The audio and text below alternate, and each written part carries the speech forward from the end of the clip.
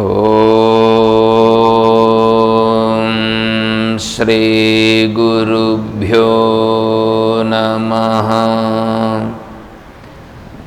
ఓం సదాశివసమారంభాం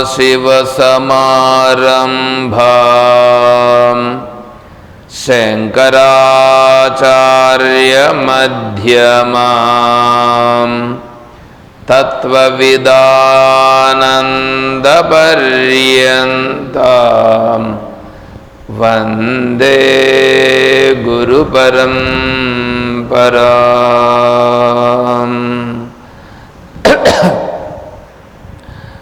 ఓం శ్రీ గురుభ్యో నమః. పూజ్య గురుదేవులు తత్వవిదానంద సరస్వతి స్వాముల వారి దివ్య చరణారవిందములకు ప్రణమిల్లుతూ పరిపూర్ణ పరబ్రహ్మస్వరూపులకు ప్రియాత్మ బంధువులారా, ఓం.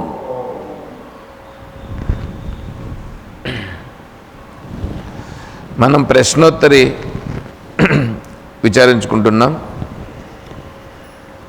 ప్రశ్నోత్తరిలో 25వ శ్లోకం.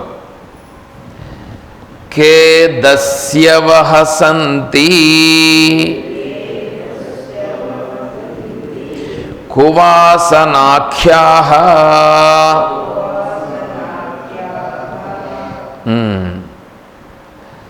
కే దస్యవః. చాలే, దీన్ని పూర్తి చేద్దాం. దస్యవః అంటే మనలను అపహరించేవాళ్ళు, దొంగలు, మన సొత్తుని అపహరించేటువంటి వాళ్ళు. మన సొత్తు ఏంది? మనము ఎవరిని దొంగ అంటున్నాం? మనము దొంగ అంటున్నది ఎవరిని? నాది అని ఏదనుకుంటున్నామో దానిని ఏం చేస్తున్నారు? వాళ్ళు అపహరించేస్తున్నారు. అందువల్ల కదా వాళ్ళను దొంగలు అని అంటున్నాం. ఇప్పుడు వాళ్ళు దొంగలు కరెక్టే, నా సొత్తును తీసుకెళ్తున్నారు కరెక్టే. అరే, సొత్తు నాదా? ఒకసారి ఆలోచించాయి. ఆ సొత్తు ఎవరిది? నాది అని కదా పెట్టుకొని ఉన్నాం. నాది అని పెట్టుకొని ఉన్నావు, ఓకే, నాది అని పెట్టుకొని ఉన్నావు. నిజంగా నాదైతే నాతో ఉండాలిగా, ఉందా? నేను, నాది, ఇవి రెండు విచారణ బాగా చెయ్యాలి. నేను, నాది. రాత్రి కూడా భగవద్గీతలో నిర్మమో నిరహంకార, నిర్మమ నిరహంకార. నిర్మమ, మమ అంటే నాది, నాది లేదు. నిరహంకార, అహంకారం లేదు. భక్తుని లక్షణాల్లో అద్వేష్ట సర్వభూతానాం మైత్రః కరుణ ఏవ చ నిర్మమో నిరహంకారః సమ దుఃఖ సుఖః క్షమి సంతుష్టః సతతం యోగి యతాత్మా దృఢ నిశ్చయః మయ్యర్పితమనో బుద్ధిః. ఏమి? యో మద్భక్తః సమే ప్రియః. ఈ లక్షణాలు కలిగి ఉండేవాడు నా భక్తుడు అంటున్నాడు భగవంతుడు. ఏమంటే నా భక్తుడిని భగవంతుడు అంటున్నాడు. మనమేమనుకుంటున్నాం? గుడికి పోతే భక్తుడు, పూజ చేస్తే భక్తుడు, అది కదా మనం అనుకుంటాం. అది యజ్ఞం చేస్తే భక్తుడు, పట్టు వస్త్రాలు కట్టుకొని ఉంటే భక్తుడు, లేకపోతే ఇంకేంటి అవేంటి మడి వస్త్రాలు కట్టుకుంటే ఇప్పుడు నియమంలో ఉన్నాడు భక్తుడు, అది కదా అనుకుంటాండి. అదే ఇక్కడేమంటున్నాడు భగవంతుడు? ఏమన్నా ఈ మాటలు ఏమన్నా అంటున్నాడా? బొట్టు పెట్టుకుంటే భక్తుడని ఎక్కడన్నా ఉందా భగవద్గీతలో? మీరు భగవద్గీత మొదటి నుంచి చాలా వరకు 701 శ్లోకాలు చూపించండి చూద్దాం. అట్లయితే బొట్టు పెట్టుకోవద్దంటారా? నేను చెప్పట్లేదు ఆ మాట. బొట్టు పెట్టుకుంటే భక్తుడని భగవద్గీతలో ఉందా అది అడుగుతున్నా. నువ్వు బొట్టు ఎందుకు పెట్టుకోవాలంటే నేను హిందువునని చాటి చెప్పుకున్నట్టు కొరకు నువ్వు బొట్టును పెట్టుకో. ఆ స్థితికి వస్తే కన్నా నువ్వు బొట్టును కూడా పెట్టుకోవాల్సిన పనిలా. తీర్థాని తోయ రూపాన్ని దేవా పాషాణ మృన్మయా యోగినో న ప్రపద్యంతే ఆత్మధ్యాన పరాయణా. తీర్థమక్కర్లా తోయమక్కర్లా, దేవా పాషాణ మృన్మయా. దేవతలు ఈ విగ్రహాలన్నీ ఉన్నాయే, ఈ విగ్రహాలంతా ఏంటివి? ఇవే పాషాణం. పాషాణం అంటే రాయితో చేసినటువంటిది, చెక్కతో చేసినటువంటివి, డ్రాయింగ్ చేసినటువంటివి. ఇవంతా దేవుళ్ళ. ఇప్పుడే చూసాం కదా. ఇప్పుడు ఎట్లా ఉన్నాం మనం? ఇంతసేపు ఎట్లా ఉన్నాం? ఏది నేను? ఇవన్నీ నేనా? ఇవన్నీ నేను కాదు. కానీ ఇవన్నీ వెనకాల ఉన్నాయి. ఇవన్నీ వెనకాల ఉన్నాయి లేదా? ఇవన్నీ వెనకాలుండి ఏం చేస్తున్నాయి చూడండి. భక్తుని లక్షణాలలో అందుకే భగవంతుడు ఏమంటున్నాడు? నిర్మమో నిరహంకార. మమకారము లేనివాడు, అహంకారము లేనివాడు, వీడు నా భక్తుడుని అంటున్నాడు. నా భక్తుడునంటే భజన చేస్తే భక్తుడా అన్నాడా? ఎక్కడన్నా? సతతం కీర్తయంతో మాం యతంతస్య దృఢవ్రత అని అన్నాడు భగవంతుడు. సతతం కీర్తయంతో మాం యతంతస్య దృఢవ్రత నమస్యంతస్య మాం భక్త్యా నిత్యయుక్త ఉపాసతే. నిత్యయుక్త ఉపాసతే, అది ఉపాసన. సతతం కీర్తయంత. ఏంటి కీర్తన? కీర్తన అంటే ఏమి? రామా నిన్ను వీడి నేను,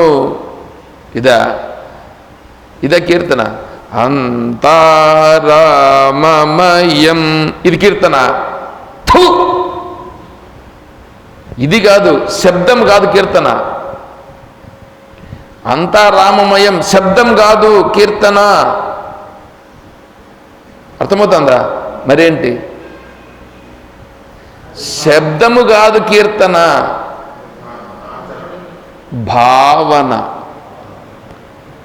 భావన. ఏంటి? అంతా రామమయం భావన. నువ్వు నోటితో చెప్తే కీర్తన ఎందుకు అవుతుందయ్యా? అది భగవంతుడు అది చెప్పలా. మచ్చిత్త మద్గత ప్రాణాః బోధయంతః పరస్పరం కథయంతశ్చ మాం నిత్యం తుష్యంతి చ రమంతి చ. రామకోటి చెయ్యి. ఎందుకు?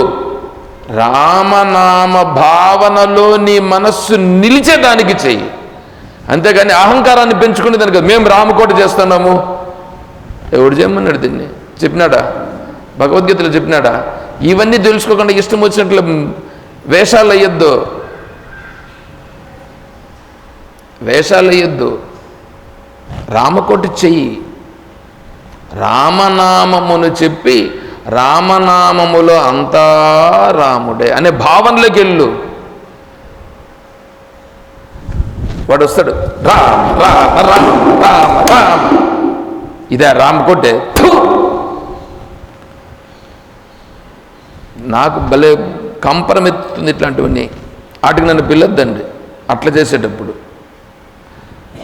అందరూ కూర్చొని నిర్మలంగా రామనామం చెప్పండి. అట్లా చెప్తే ఓకే. అట్లా చెప్తే నగ్గనే దమ్మ దమ్మ దమ్మ దమ్మ దమ్మ దమ్మ దమ్మ దమ్మ దమ్మ దమ్మ. ఆ కృష్ణాష్టమి రోజు వస్తాడు, ఆయన వచ్చే ఇట్లా ఇట్లా కొట్టుకుంటా.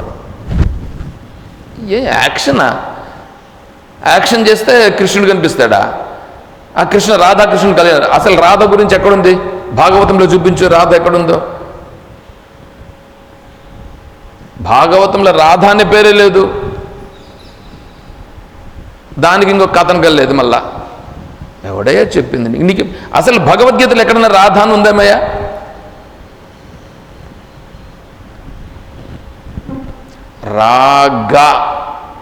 రాగద్వేష. రాగ ఉందా? రాగనే రాధ. రాగ ఏమి? రాగము. రాగము. నువ్వు రాగం పెట్టుకుంటున్నావు చూడు, రాగం పెట్టుకొని ఏం చేస్తున్నావు? అందులో మునిగిపోతాండవు. అది రాధ. ఇది భక్తి అని నువ్వు అంటాండవు.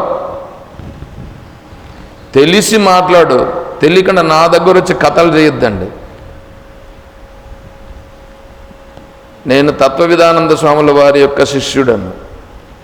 ఈడొచ్చి వేషాలంతా వేస్తే మాట్లాడితే బాగుండదు. తెలియకుండా మాట్లాడితే బాగుండదు.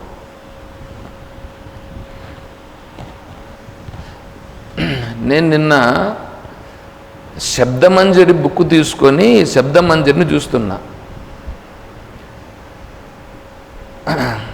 శబ్దమంజరి బుక్ చూస్తే ఏదో రామశబ్దం అయితే కొద్దిగా నేను కూడా చెప్పుకోగలుగుతాను, కానీ మిగతా శబ్దాలంతా నాకు తెలియవు.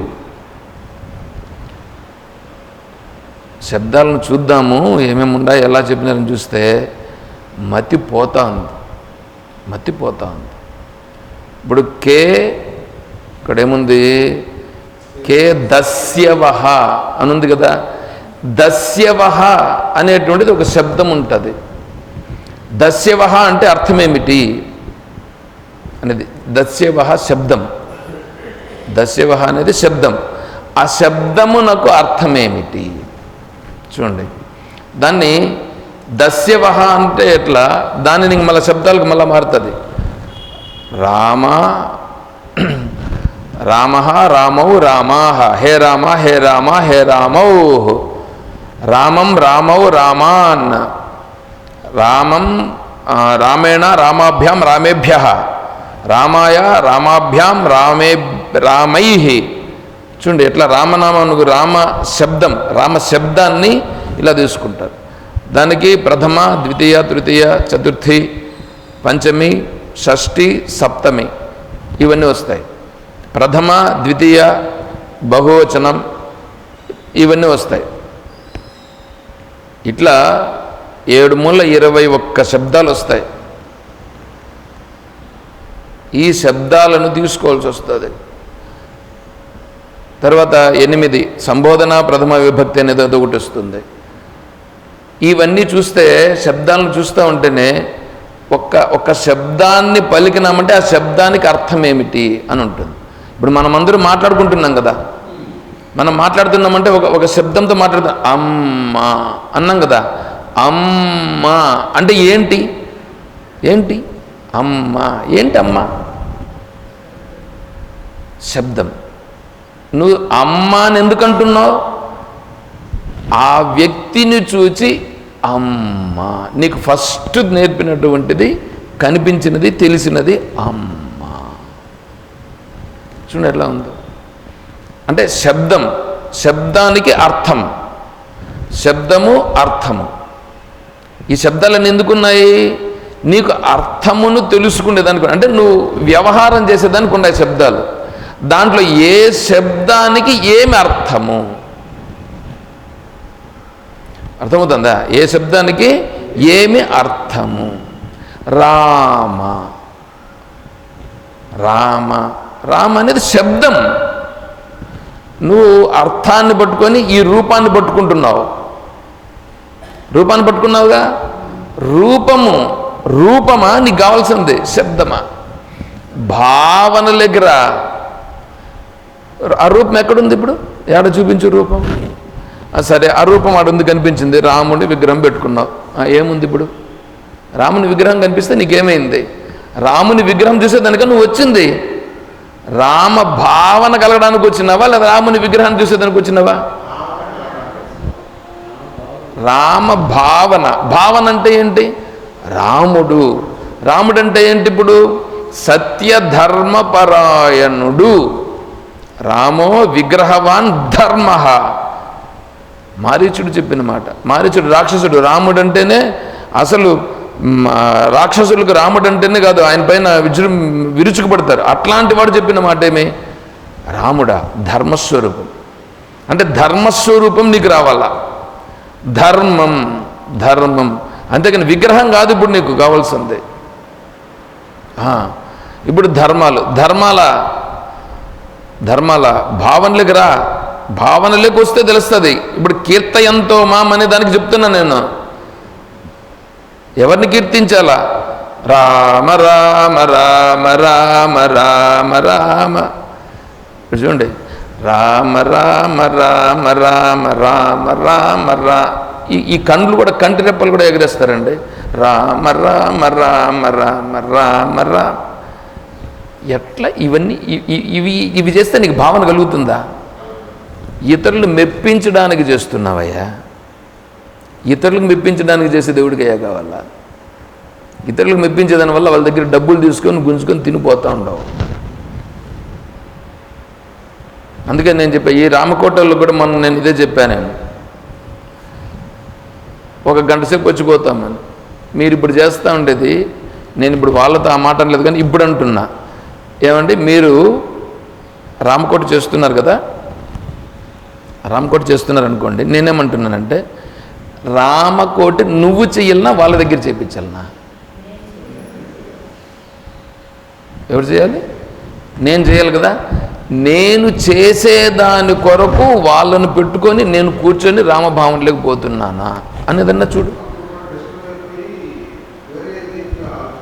ఉన్నాయి, సరే పోతూ ఉంటుంది. దాన్నన్నా ఒకవేళ నేను వేరే, ఇప్పుడు మామూలుగా ఉంటే నేను ఎప్పుడు ఉండలేను కదా. అట్లాగా నేను నా పనుల్లో పడిపోయి నేను మునిగిపోతూ ఉంటాను అని చెప్పి దాంట్లో నుంచి ఇటుకు వచ్చినప్పుడన్నా వాళ్ళు రామనామం చేస్తున్నారని చెప్పి ఒక జాగాలో కూర్చొని ఆ రామనామాన్ని వింటూ ఆ రామభావంలో ఉన్నావు. రామనామాన్ని వింటూ అను. నువ్వు అనగలిగితే రామ రామ రామ అంటూ ఆ భావనల కన్నా పో. చూడండి ఎట్లా ఉంది. భావనలకు పోవాలిగా. నువ్వు మామూలుగా ఉంటే ఇలా ఉండలేవు. మామూలుగా ఉండేటప్పుడు ఉండేదానికి అవుతుందా? నీ పనుల్లో పడిపోయి అసలు రామ అనే ఏదన్నా ఉంటుందా? రామాని కూడా ఉండదు. అట్లాంటిది ఇప్పుడు ఏం చేయాలి? నీ పనులలో నువ్వు మునిగిపోయి ఉంటావు కాబట్టి ఈ రామకోటి పెట్టినప్పుడు వాళ్ళు ఏదో రామరామని తపలా కొట్టుకొని గిల్పా కొట్టుకొని ఏదో ఒకటి చేసుకుంటా ఉన్నారు. నేను కూడా అక్కడ కూర్చొని ఆ శబ్దాన్నన్నా వింటాము. ఆ దరిద్రులు నిజంగానే ఆ కృష్ణాష్టమి ఎప్పుడు చేసినప్పుడు దాన్ని నేను విందామని అనుకుంటే నాకు నిజంగానే తలనొప్పి వచ్చింది. ఇక్కడే ఏమంటే ఈ హార్మోన్ని పెట్టుకొని ఉత్త హార్మోని సౌండ్, ఇంకొకటి ఢమ ఢమ ఢమ ఢమ ఢమ ఢమ ఢమ ఏడింద అని రాధా రాధా రాధా రాధా రాధా రాధా రాధా. నిజంగానే నాకు ఎంత బాధ అనిపించిందంటే అంత బాధ అనిపించింది. నేను అప్పుడు అక్కడ వ్యక్తపరచలేను, కానీ ఇక్కడ నేను వ్యక్తపరచగలుగుతా. ఎందుకంటే ఇది అసహ్యంగా లేదండి. రాధే రాధే రాధే రాధే రాధే గోవింద నువ్వు చెప్తూ కూర్చొని మనసులకు ఇప్పుడు ఎట్లా వినిపిస్తుందండి? రాధే రాధే రాధే రాధే రాధే గోవింద బృందావన చంద చెప్పించు చెప్పించు. ఇది చెప్పండి అంటే ఇది చెప్పరండి, ఇది చెప్పరండి.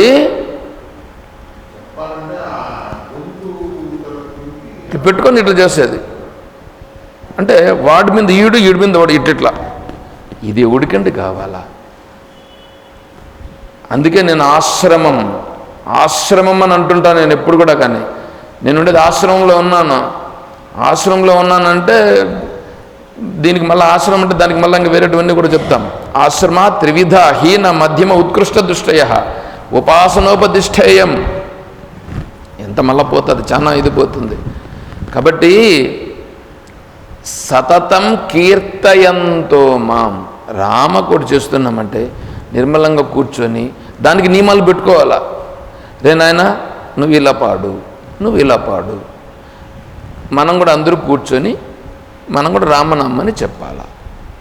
అలా చేస్తే అది రామకోటి చేసిన దానివల్ల ఏదైనా కొద్దిగా ప్రయోజనం ఉంటుంది. కానీ అలా కాకుండా రామకోటికి 1,00,000 రూపాయలు ఖర్చు పెడతాం, ఉంది ఖర్చు పెడతామండి. 1,00,000 రూపాయలు అయినా కూడా ఖర్చు పెడతాం. ఇప్పుడు 1,00,000 రూపాయలు ఖర్చు పెట్టినామంటే దీన్ని అహంకారం అంటారా లేకపోతే ఏమంటారు దీన్ని? ఇలా చేయమన్నారా? భగవద్గీతలో సతతం కీర్తయంతో మాం అన్నాడు. కానీ నీ ₹1,00,000 పెట్టినది చూస్తున్నాడా భగవంతుడు? భగవద్భావన అనేది చూస్తున్నాడా? కనీసం భావనతోనన్నా ఉండేటట్లు కొంచెంసేపన్నా భావనతో ఉంటే ఆ మనస్సు కొద్దిగా ఎదుగుతుంది. మనం ఇప్పుడు ఏం చెప్తున్నాం? ఇక్కడ కూర్చొని ఏం చెప్తున్నాం?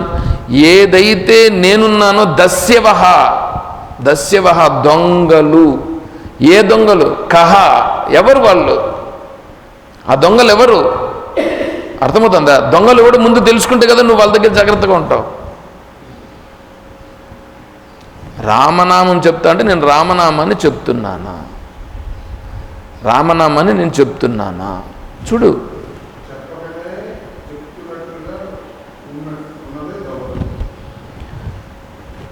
అంతేకాదు, మనం చెప్తాన్నాం రామ రామ రామ అని అంటున్నాం. రామ రామ రామ అని అంటూ నువ్వేం చేస్తున్నావు అంటే ఇప్పుడు నువ్వు ఎవరిని మోసం చేస్తున్నావు? అది గమనించు. నేనే దొంగ అంటే ఎవరు దొంగ ఇక్కడ? నా మనస్సులో ఉన్నటువంటి, అందుకే చెప్తున్నారు కదా, కువాసనాఖ్యాహ.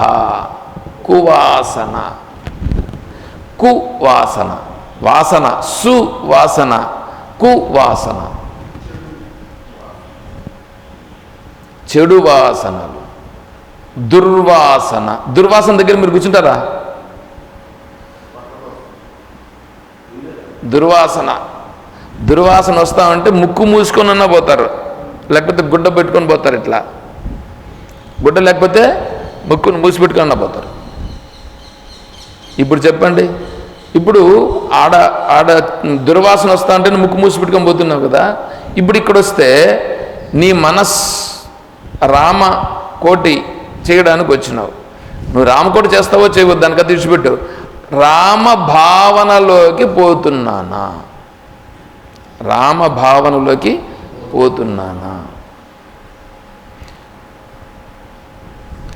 ఈడు కూర్చొని డ్యాన్సులు వేస్తారండి. ఈ కృష్ణాష్టమి కూర్చొని రాధాకృష్ణుడు అంట, ఆడొక జ్యోతి అంట, ఈడొక జ్యోతి అంట పెట్టి ఆయనకు ఈయనకు పెండ్లు చేసి ఏం చేసేది? వాళ్ళ తిన శోభానికి పంపించేది. ఇక్కడికి వచ్చింది నారాయణ.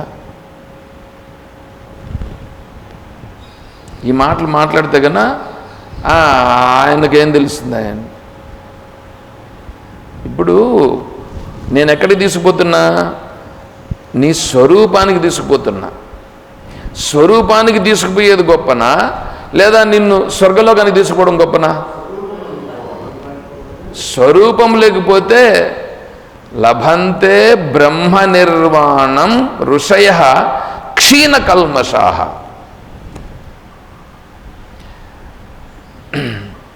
తర్వాత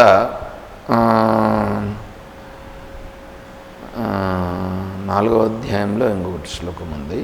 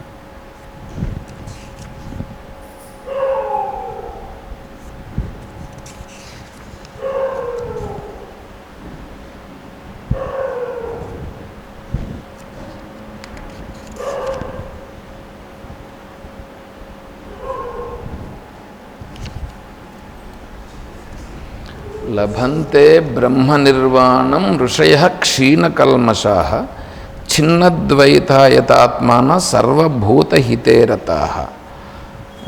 అదొకటి. ఇంకోటి యజ్ఞాత్వా న పునర్మోహం. యత్ జ్ఞాత్వా దేనిని తెలుసుకున్న తరువాత నా పునః మోహం, మళ్ళా మోహం మళ్ళా వెనక్కి వచ్చేది లేదు.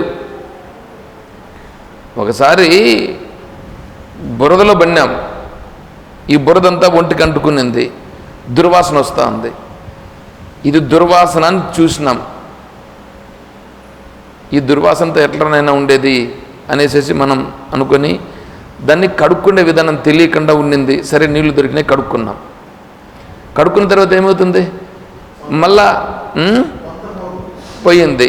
సరే మంచి స్నానం గినమంతా చేసినాం, మంచి శుభ్రమైనటువంటి సోప్తో స్నానం చేసినాం, పోయింది.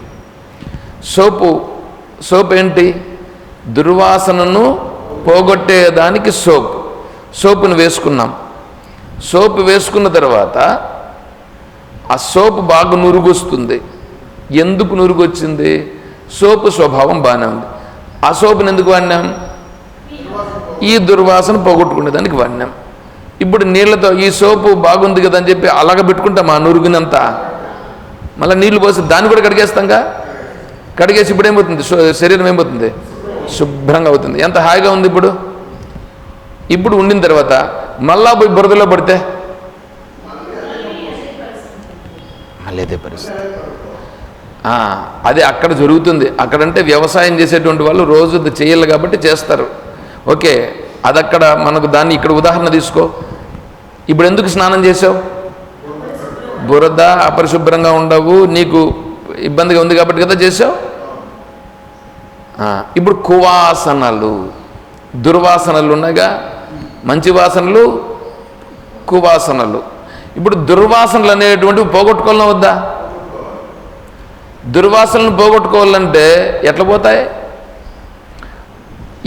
ఈ దుర్వాసన పోగొట్టుకునేదానికి సోప్ వేసినావు, ఏమండి, ఈ దుర్వాసన పోగొట్టుకునేదానికేమో సోప్ వేసినావు, బాగానే ఉంది. ఈ లోపల ఉండే దుర్వాసనలు ఎట్లా పోతాయి?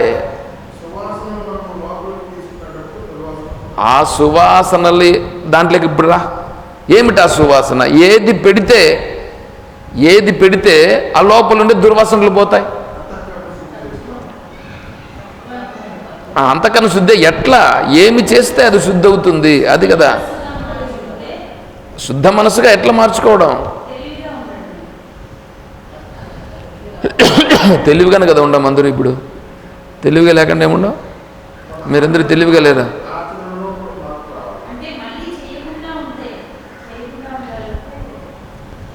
నేను తెలివిగా ఉండుట అంటే ఇంతవరకు చెప్పినామే, ఇంతవరకు మనం అనుకున్నామే. ఏది నువ్వు చేస్తున్న ప్రతి పనుల్లోనూ ఇవన్నీ ఉన్నాయా లేదా? నేను పలానా కులస్తుడను, పలానా వర్ణస్తును, నేను ఇంతటి ధనాధిపతిని, నేను ఇంత వీడిని, హోదా కలిగిన వాడును, నేను పలానా దీంట్లో ఉన్నటువంటి వాళ్ళు, నేను ఈ స్టేజ్లో ఉన్నాను, ఇవి కదా ఉన్నాయి. చూసుకో, నువ్వు చూసుకోప్ప, నువ్వు మాట్లాడే మాటల్లో ఇది ఉండదా లేదో చూసుకో. ఎప్పుడెప్పుడున్నాయి? ఎనీ టైం చూసుకో, ఇవన్నీ ఉన్నాయా లేదా? నువ్వు ఆశ్రమానికి వచ్చినావు, ఈ ఆశ్రమానికి వచ్చినప్పుడు కూడా ఇవన్నీ ఉన్నాయా లేదా? ఆశ్రమంలో ఉన్నప్పుడు ఉన్నాయి, వింటా ఉన్నప్పుడు ఉన్నాయి, రామనామం చేసేటప్పుడు కూడా ఉన్నాయి. మరి ఇది కాదు దుర్వాసన అంటే. దుర్వాసన అంటే అదే కదా. మరి సువాసన సద్గుణ ప్రాప్తిరేవ భగవత్ ప్రాప్తి. సద్గుణములు, దుర్గుణములు, సద్గుణములు. దుర్గుణములను విడిచిపెట్టి సద్గుణములను పట్టుకో. దుర్గుణములను విడిచిపెట్టు, సద్గుణములను పట్టుకో. సద్గుణములనేటువంటి సోప్, సద్గుణములనే సోప్ వెయ్యి. ఈ దుర్గుణాలను పోగొట్టుకోవాలంటే సద్గుణములు. ఏంటి ఆ సద్గుణాలు? రా భగవద్గీతలోకి రా. దుర్గుణాలేవో సద్గుణాలేవో 16వ అధ్యాయం. దైవ అసుర సంపద. సంపద నీకుండే సంపదను సంపదని భగవంతుడు ఎక్కడ అనట్లా. ఆ సంపద ఆసురీ సంపద.